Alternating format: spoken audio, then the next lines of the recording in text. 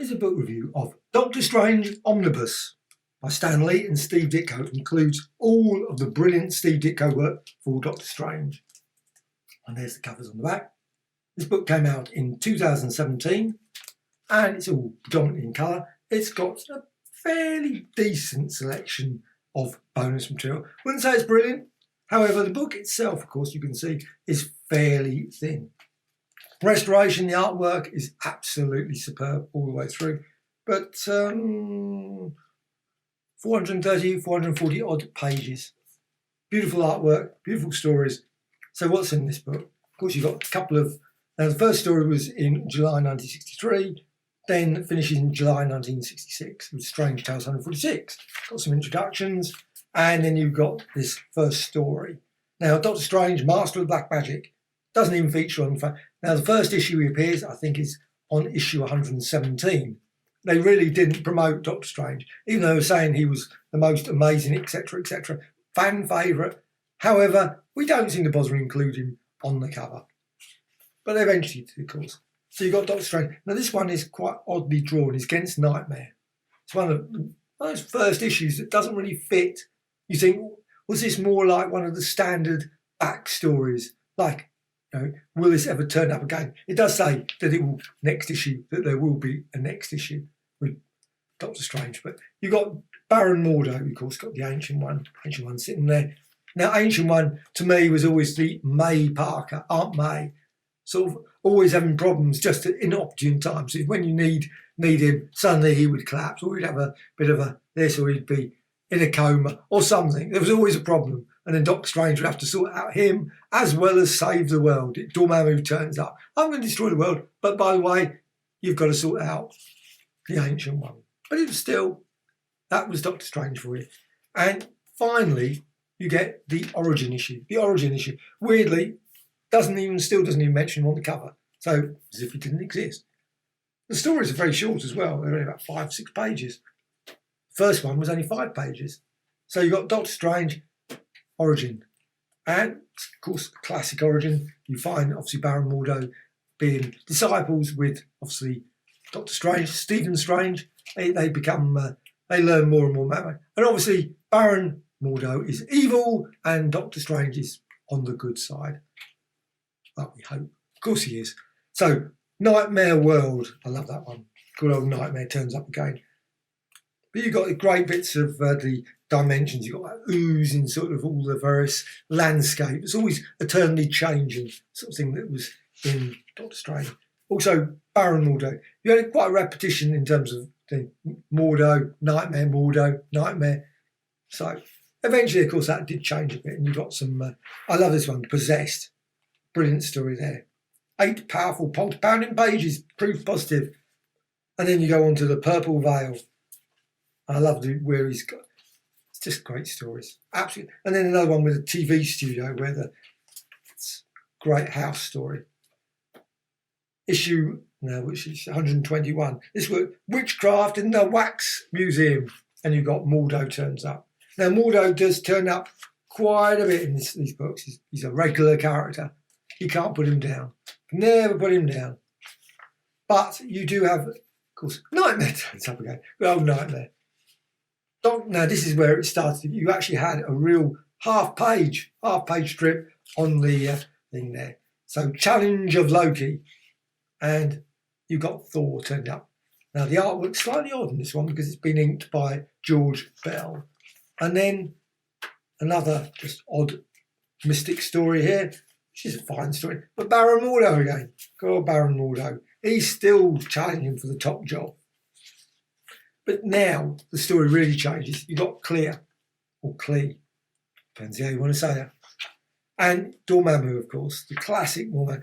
Also, another thing I love about these omnibus editions is they include the brilliant Strange Mails, all the letters pages. Also checklists, so you can see what was, at the same time was Fantastic Four 33, Spider-Man 19, Avengers 10, X-Men 8, Thor 110, Astonishing 62. Now I always love the way they call them that, Astonish.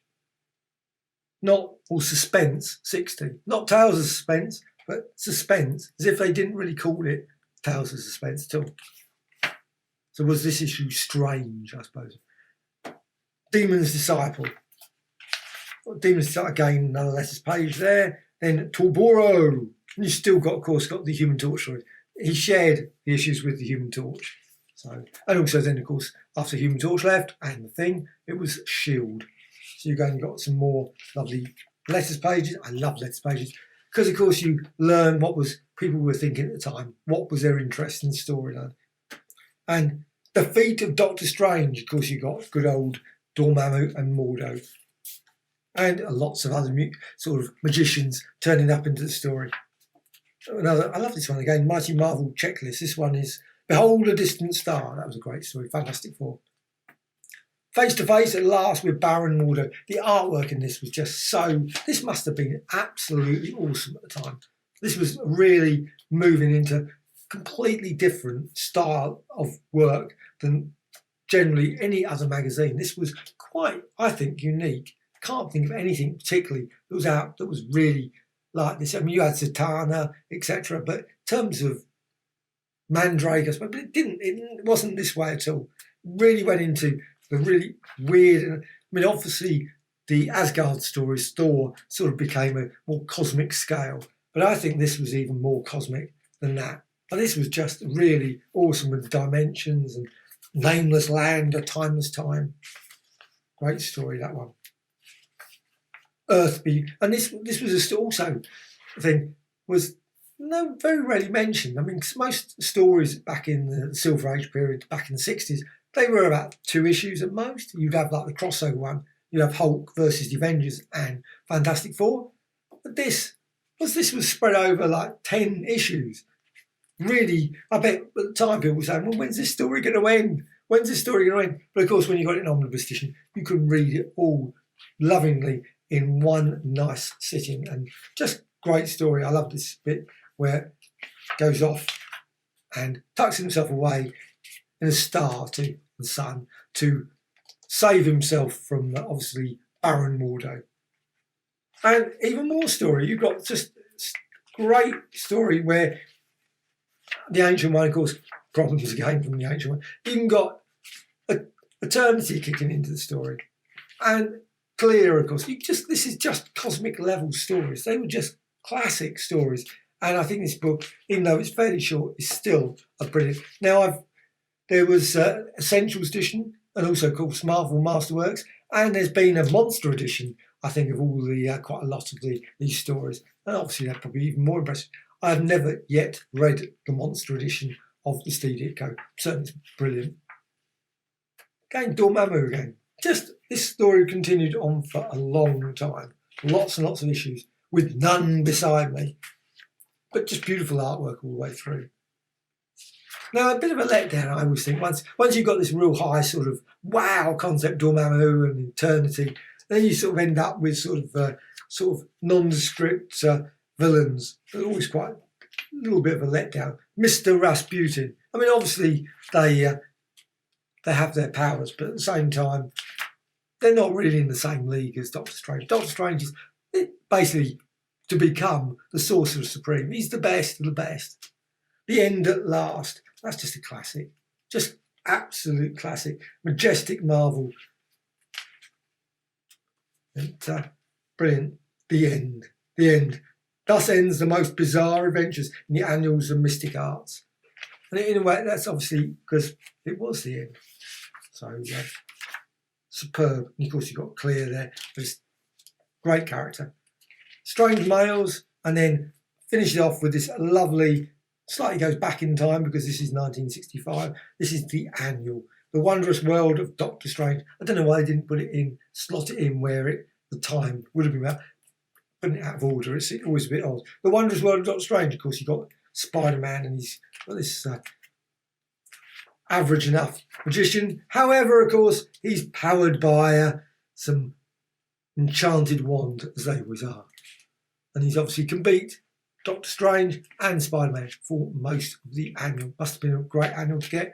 Brilliant story. However, to the bonus material, pencil art for unused Strange Tales pin-up by Steve Ditko. Also, you've got original art pages. You also got, I love these ones, the Marvel Collector's Item Classics. Just brilliant stories. Just obviously they were reprints, but they were just great. Also, Marvel Tales number 2, going to say number 1, but it wasn't. Marvel Collector's Item Classics, number 3. So also you had Fantastic Four, you had Iron Man, you had the Hulk, you also had Tales of the Watcher as well. Just brilliant. But of course they were reprints, and it must have been slightly odd for actually people at the time, because of course that was 1965. Those issues had only been out 2 years before. You'd think the copies would have been around, sort of here and there in junk shops, second-hand shops, or whatever, in the equivalent in America. You would have found old copies of those. So it's odd that they brought out reprints. I'm surprised they didn't bring out omnibus editions. That would have been brilliant. Of course, more Doctor Strange, classics, etc. And actually some later work as well here. So it's not just all the way from the 60s. You've got here Doctor Strange classics, been up by Michael Golden, by Arthur Adams, and so on and so on. So this is just an absolutely brilliant omnibus. Love this collection. It's first rate. I say all of the Steve Ditko work. Steve Ditko, I think, is one of the best. I really loved his work. Obviously for Spider-Man as well as Doctor Strange, and also the DC, Charlton, and many, many more. So Doctor Strange Omnibus.